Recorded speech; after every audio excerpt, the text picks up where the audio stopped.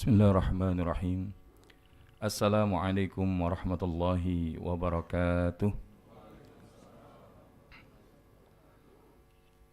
Innal hamdalillah nahmaduhu wa nasta'inuhu wa nastaghfiruh wa natubu ilaihi wa na'udzu billahi min syururi anfusina wa min sayyiati a'malina. May yahdihillahu fala mudilla lahu wa may yudlil falan tajida lahu waliyyan mursyida.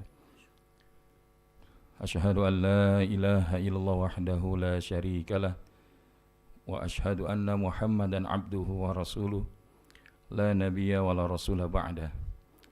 Allahumma salli ala sayyidina wa maulana Muhammad wa ala alihi wa ashabihi wa man tabi'ahum bi ihsanin ila yaumiddin.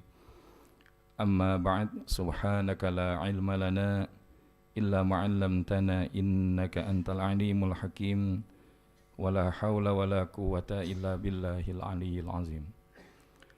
Fadilatul qaramun, Bapak Ibu jamaah salat zuhur Masjid Al-Bahri yang insyaallah diberkahi dan dirahmati Allah Subhanahu wa taala. Izinkan siang hari ini kami menyapa kembali Bapak Ibu. Bagaimanakah kabarnya siang hari ini? Semoga lafaz hamdalah yang sama-sama kita lafazkan menjadi peneguh kesyukuran kita kepada Allah Subhanahu wa taala. Karena di dalam satuan kalender Islam kita sudah berada di hari-hari penghujung akhir tahun 1444 Hijriah. Dan insyaallah kita akan menyongsong datangnya 1445 Hijriah. Dan harapannya semangat Muharram menjadi semangat kita untuk bertransformasi menjadi diri yang lebih baik, menjadi hamba yang lebih mencintai Allah, dan harapannya kita juga menjadi hamba yang dicintai oleh Allah Subhanahu wa taala. Maka di siang hari ini tema kita adalah bagaimana kita bisa menjadi orang-orang yang mendapatkan successful hijrah spirit, sehingga kita memaknai amazing hijrah ini menjadi bukan sekedar slogan, tapi hakikatnya adalah merupakan motivasi kita untuk selalu bertumbuh menjadi pribadi yang lebih baik. Maka di sini kalau kita kembalikan kepada apa yang Nabi SAW sampaikan kepada kita, bab tentang kesyukuran ini hakikatnya adalah merupakan karunia dari Allah Subhanahu wa taala. Sehingga seseorang yang senantiasa bersyukur sebagaimana diungkapkan oleh para ulama akan menjadikan nikmat yang Allah berikan kepadanya untuk terus mendekat kepada Allah. Sebagaimana ungkapan Syekh Abu Hazim di dalam kitab Hilyatil Awliya, kullu ni'matin la tuqarribu minallahi azza wa jalla fahiya baliyah. Setiap nikmat yang tidak digunakan untuk mendekatkan diri kepada Allah Subhanahu wa taala, maka itu hanya akan menjadi musibah. Karena apa? Karena kelak kita akan dimintakan pertanggungjawaban dari Allah Subhanahu wa taala atas nikmat-nikmat yang telah diberikan kepada kita. Makanya di dalam ungkapan ulama lainnya, asyukru tarkul ma'asi. Syukur itu adalah ketika kita dengan meninggalkan maksiat.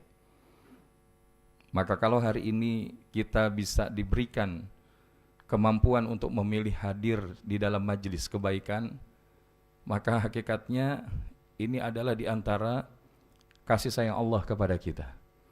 Allah memberikan kita nikmat keterpilihan untuk bisa hadir di majelis yang insya Allah menghadirkan rahmat, kasih sayang dan cintanya Allah di dalam hidup kita. Dan meskipun insya Allah ini layarnya belum kelihatan, tapi saya yakin dan percaya layar hati Bapak Ibu sudah tersambung insya Allah ya. Jadi insya Allah sambil terus diupayakan, ini kalau dari sini sudah tersambung, sepertinya mungkin ada ketidaktersambungan di device-nya ya. Tapi ala kulli hal, kalau kita kembalikan tentang hakikat syukur tadi Bapak Ibu, Makanya Syekh Ibnul Qayyim Al-Jauziyah itu mengingatkan kepada kita bahwa rukun syukur itu diletakkan di dalam 3 tempat. Ya. Yang pertama adalah syukur dengan hati, yaitu dengan adanya ketundukan dan ketenangan. Yang kedua adalah syukur dengan lisan, yaitu dengan memuji dan banyak mengadu kepada Allah ataupun mengakui, dan syukur dengan anggota badan, yaitu dengan taat dan patuh kepada Allah.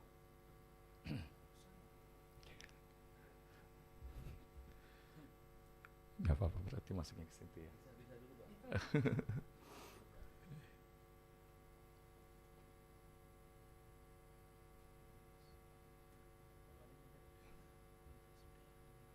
Gak ada.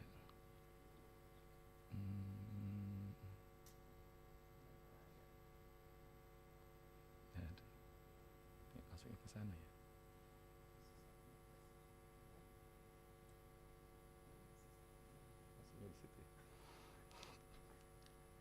Namun nggak apa-apa Bapak Ibu, insya Allah dengan yang sedikit kita tetap bersyukur ya. Karena lam yashkuril qalil wa lam yashkuril katsir. Siapa yang tidak bersyukur dengan yang sedikit, maka dia tidak akan bisa bersyukur dengan yang banyak.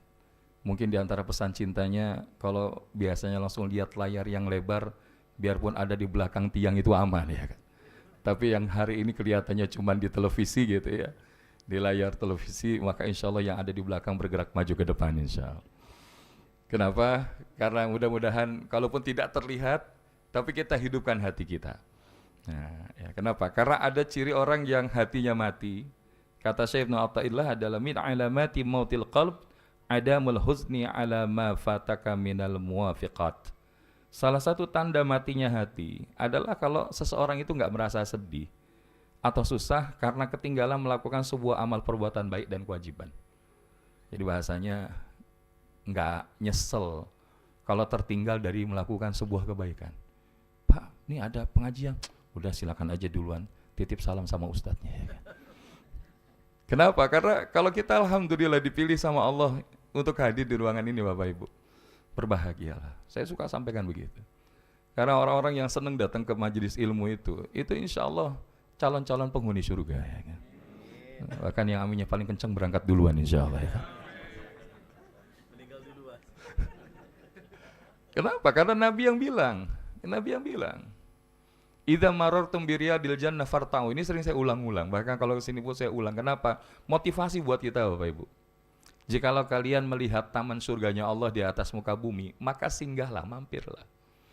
Sehingga para sahabat bertanya, wa mariyadil jannah ya Rasulullah, apa ini maksud dengan taman surga itu? Maka kata Nabi SAW, qala hilakiz zikir, yaitu majelis zikir, majelis ilmu. Maka kita alhamdulillah, kalaupun kita alhamdulillah bergerak mau melakukan kebaikan, itu tanda hati kita masih hidup Bapak Ibu. Dan yang kedua, kata Syekh Ibnu Athaillah, wa tarkun nadami ala ma fa'alahu min wujudiz zalla. Serta enggak nyesel, atau kalau bahasa lainnya enggak takut. Enggak takut kalau nakal lagi. Ya, enggak nyesel kalau telah berbuat dosa atau perbuatan melanggar. Nah, ini kalau orang senang berbuat dosa, melanggar perintah Allah, tapi kalem aja, biasa-biasa aja. Hati-hati, jangan-jangan hatinya sudah mati. Karena hati mati itu bukan langsung mati pada dasarnya, karena kadang-kadang dimulai dari hal-hal kelihatan yang kecil, tapi kemudian diabaikan, maka lama-kelamaan menjadi sesuatu yang mengkhawatirkan. Nah, kan salah satunya kesalahan banyak manusia, mungkin termasuk yang bicara, termasuk yang hadir di sini, adalah kita terlalu sibuk mengkhawatirkan yang sudah dijamin, tapi mengabaikan apa yang belum dijamin. Jadi bahasanya yang sudah dijamin itu apa Bapak Ibu? Rezeki. Wa ma min dabbatin fil ardi illa 'ala Allahi rizquha. Dan tidaklah setiap yang bergerak melata di atas muka bumi itu Allah udah jamin. Bahkan kata Syekh Ibnu Athaillah dalam kesempatan yang lain, Allah memberikan 2 nikmat kepada manusia itu. Yang pertama adalah nikmat penciptaan. Makanya kita kan diciptakan itu sempurna Bapak Ibu. Laqad khalaqanal insana fi ahsani taqwim. Jadi diciptakan dengan sesempurna-sempurnanya. Bahkan tempat kita saat kita sudah diciptakan itu di mana Bapak Ibu? Surganya Allah Subhanahu wa taala. Maka di sini kita sebenarnya lagi merantau. Karena kita hakikatnya akan pulang ke surganya Allah. Dan yang kedua adalah Allah memberikan nikmat pemenuhan kebutuhan. Artinya apapun yang memang dibutuhkan oleh setiap manusia itu Allah bahkan sudah jamin keterpenuhannya. Contoh, ketika dalam proses kejadian manusia, ketika bentuknya itu yang namanya ruh, Allah berikan keterpenuhannya itu di mana? Dengan jasad, ya. Sel sperma bertemu dengan sel telur, kemudian menjadi zigot, masih dicukupkan nggak sama Allah? Di mana? Rahim.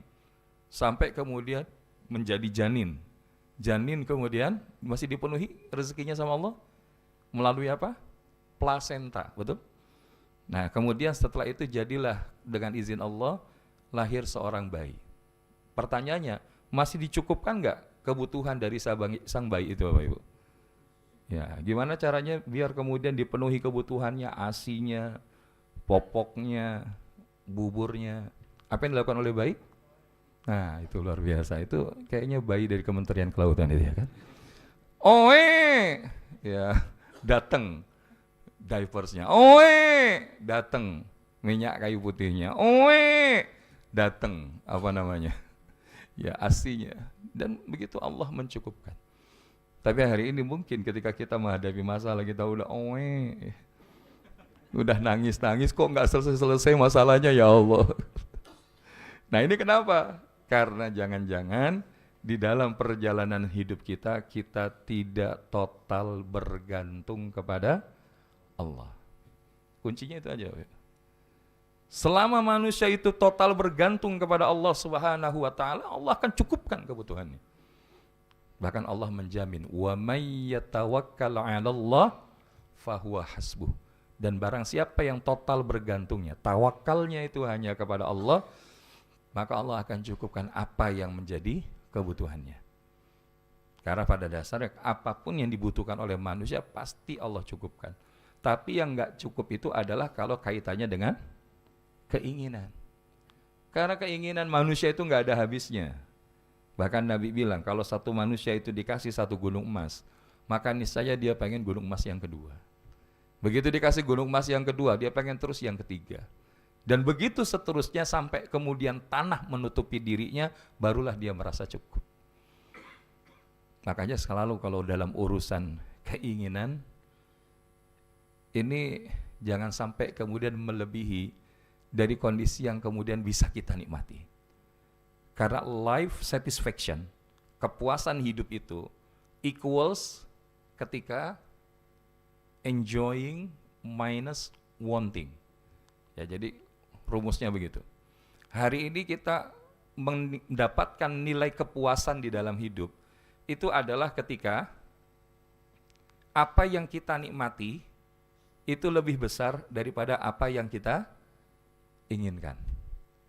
Karena kalau terjadi sebaliknya atau minimal sama, bisa jadi hidup kita itu masih jauh dari kata puas.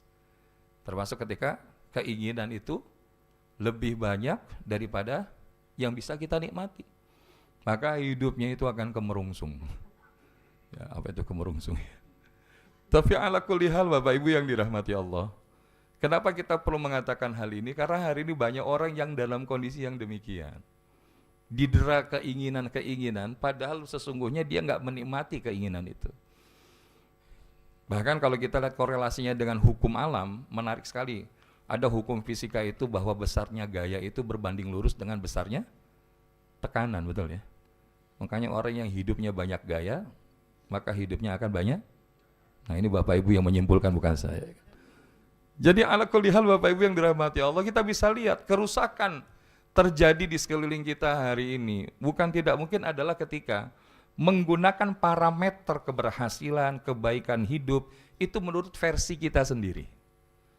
Atau setidaknya kita ngikutin banyak orang. Oh, kalau banyak orang datang konser musik berarti itu keren. Tapi kalau datang ke pengajian jumlahnya sedikit, wah berarti itu nggak keren. Nah, itu kenapa? Karena meletakkan standar parameter kebaikan kita menurut versi kita sendiri. Dan ini ada satu pembelajaran bagaimana ketika paman Nabi SAW itu bahasanya akan diajak terus sama Nabi agar kemudian masuk ke dalam Islam. Tapi kemudian karena kondisi di sekelilingnya, teman-temannya, circle-nya itu adalah masih di dalam kesyirikan, maka inilah yang kemudian diingatkan oleh Allah di antaranya dalam Quran surah Al-An'am ayat ke-116 sampai 117. Faqala ta'ala Bismillahirrahmanirrahim wa in tuti' aktsara man fil ardi yudilluka an sabilillah in yattabi'una illa adh-dhanna wa inhum illa yakhrusun. Dan jikalau kalian menuruti kebanyakan orang-orang yang ada di muka bumi ini, niscaya mereka akan menyesatkan kalian dari jalan Allah. Karena apa? Mereka tidak lain hanyalah mengikuti persangkaan belaka. Dan mereka tidak lain hanyalah berdusta terhadap Allah Subhanahu wa ta'ala. Maka dulu ada satu gerakan spiritual, kalau tidak salah namanya itu Osho, ya, yang kemudian bahasanya mendorong orang untuk masuk ke dalam sekte itu. Tapi kemudian di situ kemudian ya tadi ujungnya itu adalah syahwat. Dibebaskan mereka mau dengan siapa, dengan cara apa, bagaimana. Dan pada dasarnya spiritualitas yang tidak dibangun dengan nilai kebenaran, maka ujungnya hanya akan berakhir pada ujungan materi juga. Dan itu yang akhirnya menghancurkan. Dan kita berlindung kepada Allah Subhanahu wa taala. Hari ini negeri kita juga sedang diuji dengan beragam dinamika, termasuk lembaga pendidikan yang kita kenal dengan istilah pondok pesantren, ya. Dan ini menyita perhatian kita cukup panjang, sampai kita mungkin bisa jadi melenakan dari hal-hal lain yang lebih urgent di dalam apa yang perlu kita lakukan di dalam hidup. Tapi ini menjadi pengingatan Bapak Ibu bahwa belajar agama itu ya kita perlu belajar dari orang-orang yang insya Allah kita ketahui kredibilitasnya, kefahamannya di dalam agama, pengamalannya, jejak yang ditinggalkannya, kejujuran dan keterbukaannya. Ini menjadi satu catatan penting.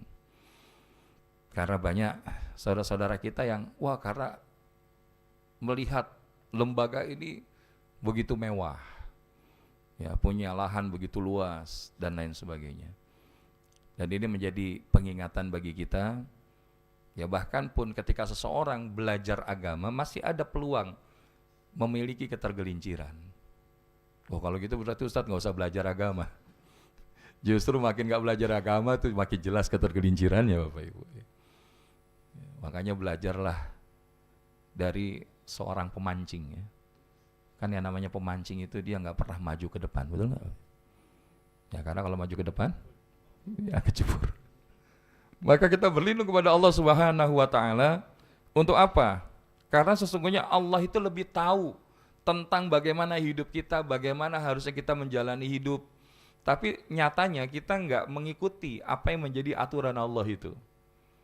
Dan Allah menegaskan, Inna rabbaka huwa a'lamu man yadillu an sabilih wa huwa a'lamu bil muhtadin.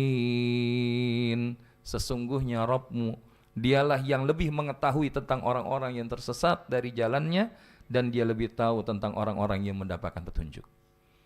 Makanya sering kalau kita melihat bahwa saat kita memulai pembicaraan, maka kalau Bapak Ibu perhatikan, hampir kami itu kalau memulai pembicaraan itu selalu mengawali dengan khutbatul hajat. Innal hamdalillah nahmaduhu wa nasta'inuhu wa nastaghfiruh wa natubu ilaihi wa na'udzu billahi min syururi anfusina min sayyiati a'malina may yahdihillahu fala mudhillalah wa may yudlil falan tajida lahu waliya mursyida, atau wa may yudlillah.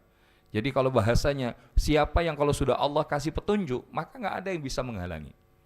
Tapi sebaliknya kalau sudah disesatkan sama Allah, nggak ada juga yang bisa memberikan petunjuk. Maka kita kalau ngaji itu bahasa minta akad kita sama Allah, ya Allah berikan hamba petunjuk, temani hamba. di dalam proses untuk memahami agama ini. Maka inilah yang insya Allah akan menjaga kita dari kerusakan-kerusakan yang hari ini demikian bervariasi di sekeliling kehidupan kita. Maka kita ingin mengambil momentum Muharram yang tinggal 1 pekan lagi ke depan menjadi momentum perubahan. Walaupun kita berubah nggak harus nunggu Muharram. Tapi yang kita ingin lakukan adalah bagaimana kita bisa menyambut Muharram esok dengan lebih baik. Dengan perubahan diri yang insya Allah semakin lebih bertumbuh menjadi bagian di antara hamba Allah Subhanahu wa Ta'ala. Nah, jadi pertanyaannya, lalu gimana agar kita bisa menata perubahan diri agar kita bisa menggapai kesuksesan? Yang pertama, kalau kita mau berubah harus tahu jalannya dulu. Hal yang paling penting dimiliki dalam kesuksesan hidup seorang hamba itu adalah hati yang selalu tersambung sama Allah.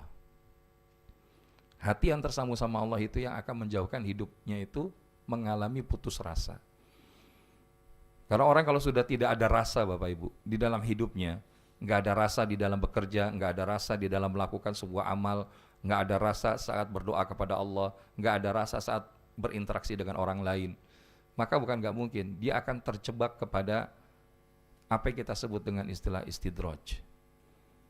Nah, di antaranya apa? Akhirnya dia nggak peduli orang mau ngomong apa tentang dia.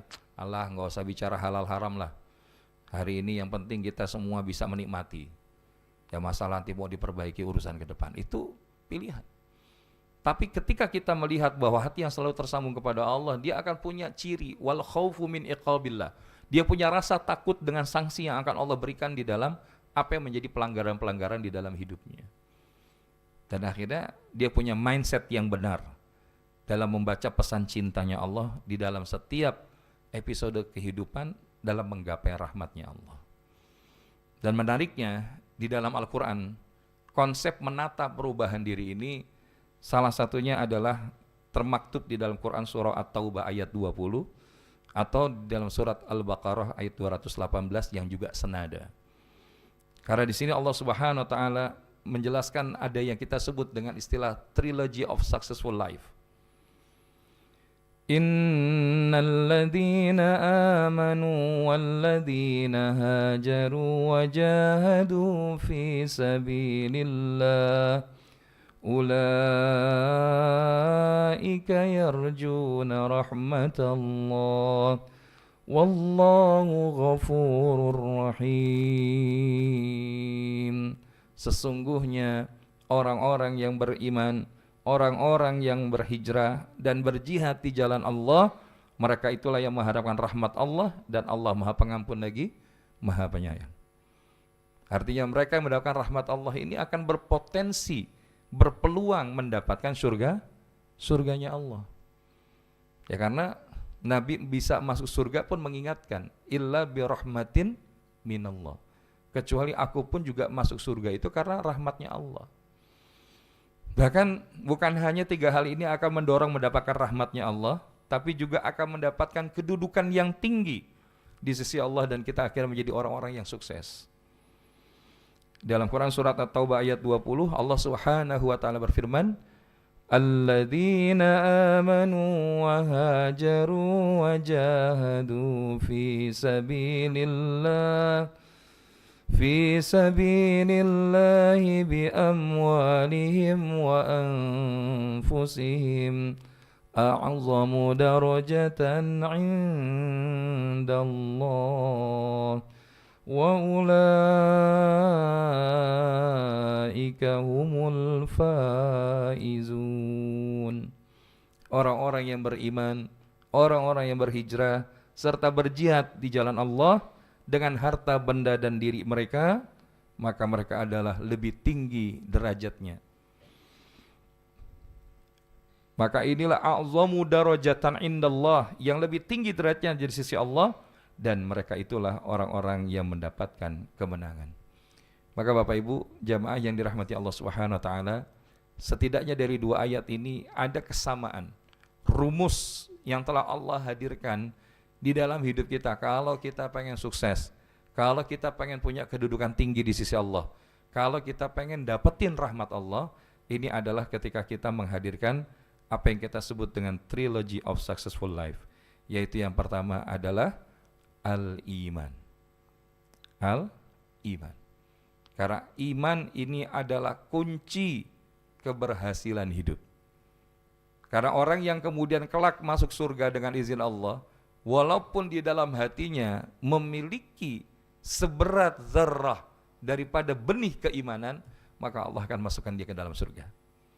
Walaupun mungkin ada di antara orang beriman itu yang memiliki dosa, dan ada di antara mereka yang harus dibersihkan terlebih dahulu. Tapi insya Allah mudah-mudahan yang hari ini hadir, semuanya diberikan masuk surga tanpa hisab. Dan ini kuncinya, karena iman adalah total komitmen. Orang yang dia mau berubah jadi pribadi lebih baik, nggak mungkin kalau dia nggak punya komitmen.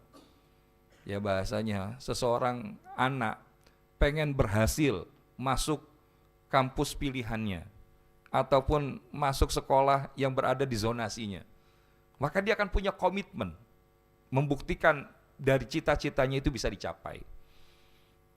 Maka begitu juga kalau kita hari ini cita-cita kita salah satunya apa? Ya ingin menatap wajah Allah, liqa'i wajhillah. Dan itu nggak mungkin kita lakukan kecuali di mana? Berada di surganya Allah Subhanahu wa ta'ala. Sehingga surga itu bukan tujuan, tapi surga itu adalah sarana untuk memudahkan kita mendapatkan tujuan kita. Maka di sini berbicara tentang keimanan, ini adalah merupakan hal yang utama bagi diri seorang manusia. Karena yang jadi pembeda itu hanyalah keimanan antara kita dengan yang lain. Bahkan Abdullah ibn Mas'ud radhiyallahu anhu mengatakan, innallaha yu'tid dunya man yuhibbu wa man la yuhibbu wa la yu'til iman illa man yuhibbu. Sesungguhnya Allah berikan dunia itu pada orang yang Allah cinta ataupun tidak. Maka kalau hari ini bahasanya, Ustadz, saya ini udah sholat malam, puasa Senin Kamis, baca Quran tiap hari, zikir pagi petang, tapi kok rezekinya kalah sama orang yang gak sholat, yang dia gak beriman sama Allah. Ini bab dunia ini sudah karunia dari Allah, Bapak Ibu. Jadi pemahamannya itu kan ada, Allah itu Ar-Rahman, Ar-Rahim. Ar-Rahman itu apa? Yang maha pengasih. Ar-Rahim, yang maha penyayang. Semua yang dikasih belum tentu semua itu yang disayang. Tapi siapa yang disayang pasti akan dikasih. Kalaupun belum dikasih, karena dia disayang. Maknanya gimana? Contoh, kalau kita ketemu misalkan parkir di sebuah pusat pertokoan atau perbelanjaan, atau kita jalan mau muter, kan kita kasih tuh tips kepada tukang parkir atau yang suka muterin jalan, betul? Tapi begitu kita kasih, apakah kita sayang kepada orang itu, Bapak Ibu? Apakah kita sayang? Belum tentu. Makanya tadi, dikasih belum tentu disayang. Dan kalau dia misalkan disayang, tapi kok nggak dikasih, Ustadz? Ada seorang ibu, ketika tahu anaknya batuk, pilek, terus anaknya bilang, Mi, beliin es krim dong. Kira-kira dikasih nggak Bapak Ibu? Enggak. Kenapa nggak dikasih? Karena disayang. Ya kalau kita bilang, Ustadz, saya udah doa, ya Allah biar saya jadi orang kaya, ya Allah, sultan di gang jalan saya, ya Allah. Tapi kok belum dikasih-kasih? Bisa jadi Allahnya lebih sayang Bapak Ibu dengan kondisi sekarang. Tapi saya udah capek Ustadz begini terus. Justru di saat kita letih itulah Allah Subhanahu wa ta'ala akan memberikan kejutan-kejutan. Dan masalahnya kita yakin atau enggak. Dan di antara kejutan itu apa? Allah masih jagain iman di dalam hati kita. Karena kata Abdullah bin Mas'ud, wala yu'til iman illa man yuhibbu. Sedangkan iman itu hanya akan diberikan kepada orang yang Allah cintai. Ada enggak orang Bapak Ibu baru selesai ibadah ke tanah suci pulang murtad? Ada? Ada. Wa'iyadzubillah. Maka kita berlindung kepada Allah. Ada orang, kemarin saya ada tugas di daerah Sulawesi, maka kembali ya di Manado, ada seorang mu'allaf. Jadi dia cerita, Ustadz, saya ini penasaran sekali, kenapa orang Islam itu sholatnya menghadap kiblat. Maka dia berangkat, walaupun dia belum Islam, maksudnya belum Islam secara penuh. Dan akhirnya dia melihat Ka'bah, bagaimana kemudian tata cara umroh di sana. Dan sampai sekarang alhamdulillah beliau menjadi muslimah yang taat. Dia bilang, Ustaz, waktu itu saya minta sama Allah itu, biar saya bisa tahu bagaimana bedanya saat saya menjadi seorang muslimah dan saat saya sebelumnya. Dan Allah berikan itu. Terus, ya yang sekarang saya pengen berangkat lagi, Ustaz. Karena diberangkat beliau tahun 2009 katanya. Jadi sudah cukup lama, pengen berangkat lagi. Maka kita berlindung kepada Allah. Ada orang yang datang ke tanah suci itu makin kuat imannya. Tapi ada orang yang berangkat ke tanah suci pulang murtad. Maka itu tadi, kalau kita hari ini masih dikasih nikmat iman Bapak Ibu, berarti kita sekali lagi diberikan nikmat keterpilihan oleh Allah. Karena apa? Pada hari di mana nanti tidak akan bermanfaat harta dan anak-anak yang kita banggakan, hanya keimanan yang akan menyelamatkan. Yauma la yanfa'u malu wala banun illa man atallaha biqalbin salim. Hari di mana tidak akan bermanfaat harta dan keturunan kecuali bagi orang-orang yang menghadap Allah dengan hati yang selamat. Dan apa makna qalbun salim? Di antaranya Syekh Ibnu Taimiyah rahimahullah menjelaskan adalah al-iman. Maka insyaallah ini akan menyelamatkan Bapak Ibu. Karena sumber segala sumber, kalau hari ini kita hidup mengalami kejenuhan, kegelisahan. Kalau jenuh dibiarin hilang makna, gelisah dibiarin tekanan hidup, ya. Akhirnya jadi orang-orang yang gak produktif, rombongan rebahan, deviations, penyimpangan. Akhirnya zalim. Kita punya kewajiban kerja sekian jam, tapi yang kita lakukan hanya beberapanya. Mengambil hak yang bukan pada tempatnya. Akhirnya gak berkah, balik lagi, hidup akan makin jenuh. Dan sumber segala sumbernya adalah ketika kita kembali kepada la ilaha illallah. Maka refleksi iman ini Allah dengan indah menunjukkannya di dalam satu makra, yaitu Quran surat At-Taubah ayat 71. Bahwa ciri orang-orang yang memiliki indikator keimanan itu, wal mu'minuna wal mu'minatu ba'duhum awliya'u ba'd. Dan orang-orang beriman laki-laki dan perempuan sebagian mereka itu akan menjadi penolong bagi sebagian yang lain. Maka orang beriman itu gak sibuk saling jelekin. Walaupun beda preferensi pilihan, mau makan apa, mau pakai baju apa, mau ormas apa, mau parpol apa, mau pilihannya siapa, dia nggak akan saling menjatuhkan Bapak Ibu. Tapi kalau dia nggak punya keimanan, maka dengan mudah dia membongkar aib saudaranya. Kita kan sudah bahas, ya, dalam bab 5 nasihat yang menenteramkan, masih ingat? Bahwa Nabi bilang, siapa yang menutupi aib saudaranya, maka Allah akan tutupi aibnya dalam kehidupan dunia dan akhiratnya. Tapi kalau kita sibuk bongkar-bongkar aib orang, yang ada kita akhirnya jadi orang-orang yang dibongkar aibnya. Karena akhirnya kalau kita berbuat baik, itu bukan buat orang lain aja Bapak Ibu. Karena Allah menegaskannya gitu. In ahsantum ahsantum li anfusikum. Jika kalian berbuat kebaikan, kebaikan itu akan kembali lagi kepada kalian. Wa in asatum falah. Tapi kalau kalian nggak mau berbuat baik, ya, berbuat keburukan itu pun akan kembali kepada kalian. Makanya orang yang beriman itu innamal mu'minuna ikhwatun. Sesungguhnya orang beriman itu saudara. Bahkan mereka itu mithlul jasadil wahid, seperti tubuh yang satu. Kalau satu bagian sakit, maka yang lain ikut merasakan. Alhamdulillah kita kemarin Idul Adha, insyaallah masjid kita juga ya dititipkan amanah yang bisa dirasakan kepada sebanyak mungkin orang, baik yang ada di wilayah instansi ataupun di sekitaran kantor. Ini bagian. Besok Muharram. Ya Muharram ini salah satunya rame dengan apa? Ya, kita peduli terhadap anak-anak yatim. Walaupun bukan pada bulan Muharram saja, tapi 10 Muharram itu ternyata adalah waktu di mana Allah menyelamatkan Nabi Yunus untuk keluar dari perut ikan Nun, di mana Nabi Musa diselamatkan daripada ya Fir'aun dan tentaranya.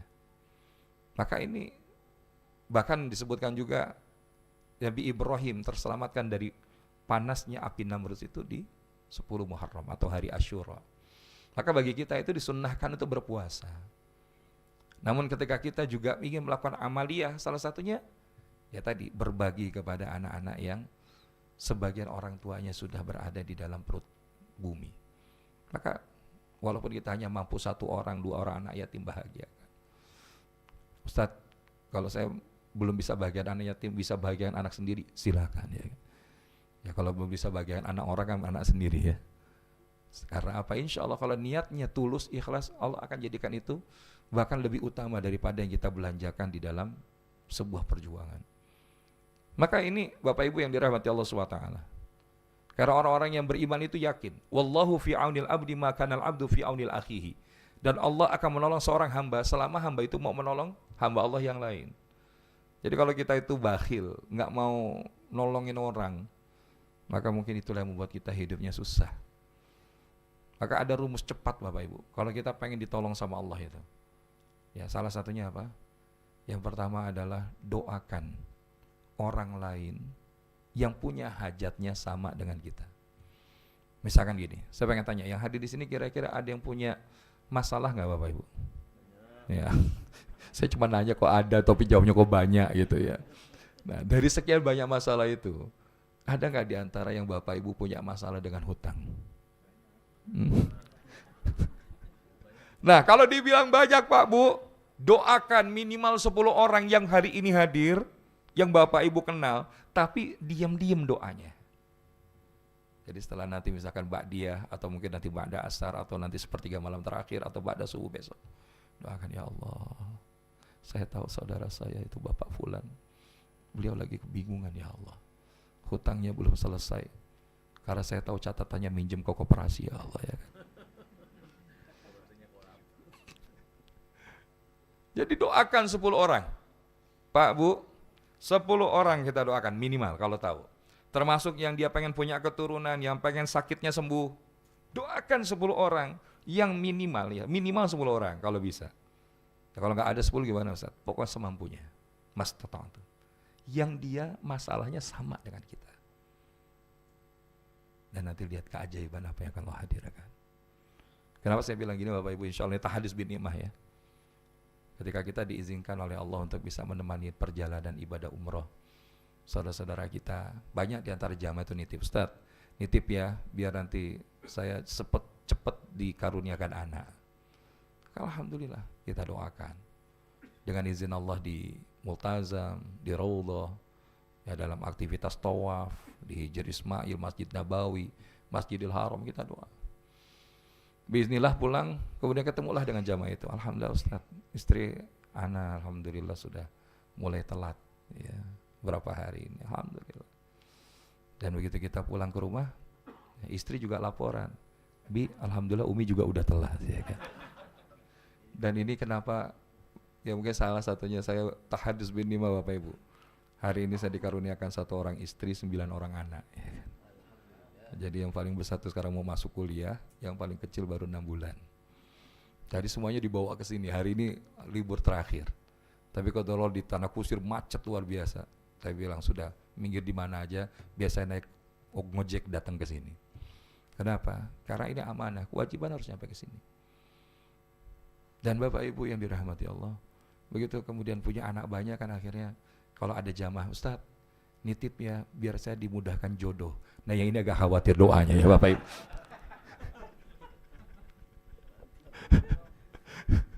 Makanya harus presisi. Kita doakan orang. Dan yang kedua, jangan transaksional Bapak Ibu. Jangan bilang gini, Pak, tadi malam saya tahajud, saya sudah doakan Bapak, insya Allah utangnya lunas Pak ya kan. Ini nomor rekening saya kalau itu terwujud ya kan. Oh coba ya. Nah jadi yang pertama itu, maka orang beriman itu terkoneksi Bapak Ibu. Percaya atau tidak? Terkoneksi. Bahkan kita yang hari ini hadir, ini kita semua ini terkoneksi. Bahkan kita semua ini keturunan Nabi. Betul nggak Bapak Ibu? Nabi siapa? Alhamdulillah sadar ya kan. Nabi Adam kita keturunannya, nggak main-main ya kan. Dan yang kedua, kalau kita pengen jalan cepat Bapak Ibu, nih, tolong orang lain. Kalau kita misalkan tadi doakan, kita tahu nih, hutang kita misalkan wa'iyadzubillah ya, misalkan hutangnya di atas ratusan juta. Tapi kita tahu teman kita ini utangnya 3 juta, 5 juta, tapi kemerungsung hidupnya. Terus bilang, Mas, sampean punya utang berapa? Ya 5 juta Pak. Oh ya wes, nih selesaikan. Maka insya Allah, bukan gak mungkin kita dalam skala yang lebih besar Allah yang lunaskan utang kita. Bahkan Bu, saya pengen nyampaikan satu rahasia itu. Ada seorang, ya ini juga seorang pejabat ASN di sebuah instansi. Dia wafat karena serangan jantung kalau tidak salah, tapi proses pemakaman sampai selesainya itu luar biasa.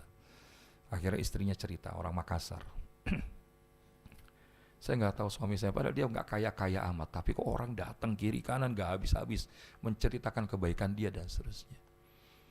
Maka saya pernah dulu, kalau anda benih suami saya Ustadz, dia bilang, kalau ada orang minta-minta, maka bahasa misalkan gini, dia minta 1.000-2.000 rupiah. Kalau ada orang minta-minta Pak Bu, 1.000-2.000 rupiah, yang kita keluarkan dari dompet yang berapa kira-kira? Kalau bisa 1.000 yang udah rusak ya kan, kita kasih. Nah beliau ini enggak, modelnya beliau gini, ada orang minta 2.000 atau 1.000, maka dia buka dompet, cari lembaran yang paling besar nominalnya. Begitu kemudian ada 100.000 dia kasih. Kira-kira yang dikasih rasanya gimana? Senengnya itu biasa aja tuh, seneng banget ya. Nah, sangat seneng banget itu, dia cuma doa gini, ya Allah, anugerahkan hamba kebahagiaan, sebagaimana bahagianya hambamu mendapatkan titipan pertolongan yang telah hamba berikan kepadanya dengan izinmu ya Allah. Nah, hidupnya Bapak Ibu, kita hidup naik turun itu biasa, tapi tetap bahagia itu pilihan. Dan ini adanya cuma pada diri orang beriman. Kalau kita nggak beriman, matematika manusia itu kalkulasinya kritis. Matematika manusia nggak sama dengan matematika Allah. Matematika Allah nggak sama dengan matematika manusia. Nah ini beriman. Nah ini baru satu ya Bapak Ibu. Tapi intinya yang lainnya itu adalah ciri orang beriman, ya'muruna bil ma'ruf wa yanhauna 'anil munkar, dakwah. Menyeru kepada yang baik, mencegah dari yang mungkar. Kita minimal ngajakin aja buat ngaji. Sama-sama kita lakukan kebaikan. Yang tidak baik semampu kita tinggalkan. Kemarin kita ada di depannya, sana seberang. Dari ini juga, dari instansi. Ustadz, saya ini bingung, kalau saya menyuarakan kebenaran, saya malah dimusuhi oleh teman-teman.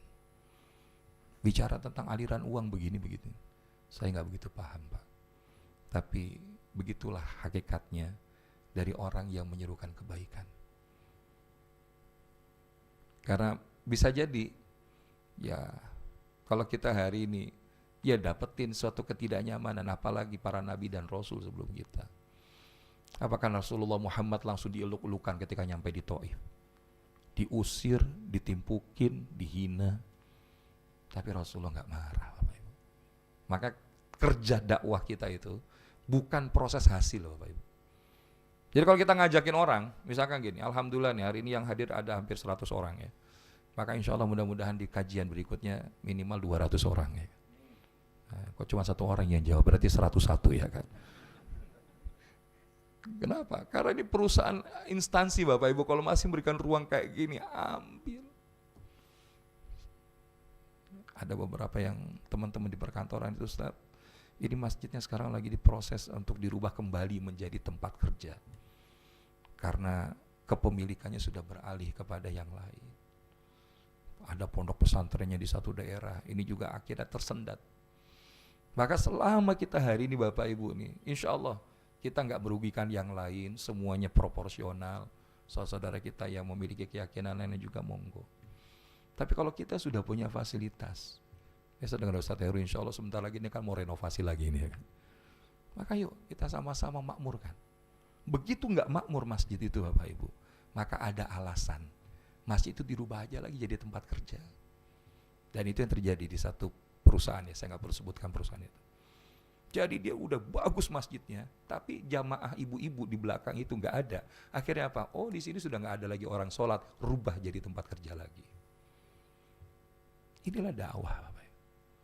Dan dakwah itu kita nggak menghakimi orang ya Bapak Ibu. Dakwah itu sifatnya ngajak. Jangan kalau kita ada teman kita mau ngaji, kita ajakin, nggak mau, sudah. Hari ini nggak mau, besok ajak lagi. Masih nggak mau, besok ajak lagi. Tugas kita itu ngajak terus. Kita nggak boleh memastikan hasil. Ketika kita memastikan hasil nggak sesuai, akhirnya apa? Kecewa. Jangan sampai kayak Nabi Yunus ya. Pelajaran dari Nabi Yunus apa? Memaksakan hasil. Kalau kalian nggak mau dengerin dakwahku, maka besok kalian akan diazab. Akhirnya Nabi Yunus masuk perut ikan. Dan masuk perut ikan itu apa? Kegelapan hidup, Bapak Ibu. Maka kita itu kalau dakwah, ya ayo. Ada yang mau, alhamdulillah. Enggak juga, enggak apa-apa. Ngaji di sini, ayo. Yang duduknya bagus, yang tidurnya selonjoran, enggak apa-apa. Bahkan yang duduk sambil dengkuran juga enggak apa-apa. Karena insya Allah disinilah keberkahan itu Allah kasih. Maka yang jawab amin ini mudah-mudahan istiqomah, ya kan. Sedikit lagi Bapak Ibu, yaitu wa yuqimunas shalah wa yu'tunaz zakah. Ubudiyah dan juga muamalah, ritual sosial. Hablum minallah wa hablum minan nas. Ini adalah dimensi dari orang yang beriman. Maka nggak mungkin dia nggak sholat, nggak mungkin dia nggak peduli. Dan yang terakhir adalah mereka senantiasa taat kepada Allah. Wa yuti'unallaha wa rasulahu ulaika sayarhamuhumullah innallaha azizun hakim. Dan mereka taat pada Allah dan Rasul. Ya kita ini kan cuman ngikut aja Bapak Ibu. Sami'na wa ta'ana. Apa kata Allah Rasulnya jalankan. Hidup kita itu akan tenang. Tapi kalau kita mau ngatur-ngatur sendiri, ini yang kata Syekh Ibnu Athaillah, jangan sibuk mengurus apa yang sudah Allah atur. Istirahatkan dirimu sejenak. Kalau kita ngaji ini kita lagi ikut bagaimana menikmati diatur sama Allah. Dan kalau kita sudah hidupnya diatur sama Allah, Allah lesatkan kita itu bahkan melebihi dari apa yang kita inginkan dan kita bayangkan. Dan mereka inilah orang-orang yang Allah janjikan akan diberikan rahmat oleh Allah Subhanahu wa ta'ala. Sesungguhnya Allah Maha Perkasa lagi, Maha Bijaksana. InsyaAllah ini baru bab 1 Bapak Ibu. Masih ada 2 bagian lagi dari Trilogy of Successful Life. InsyaAllah sengaja kita buat di ujung Zulhijjah dan insya Allah di bulan depan di ujung Muharram. Mudah-mudahan kita bisa lanjutkan di pertemuan bulan yang akan datang. Minimal kita pulang bawa iman, mengokohkan iman, karena iman tidak dapat diwarisi dari seorang ayah yang bertakwa. Karena iman juga tidak dijual beli, karena iman ini adalah anugerah keterpilihan. Hadanallahu wa iyyakum ajma'in. Subhanakallahumma wa bihamdika asyhadu an la ilaha illa anta astaghfiruka wa atubu ilaik. Wabillahi taufiq wal hidayah. Assalamualaikum warahmatullahi wabarakatuh.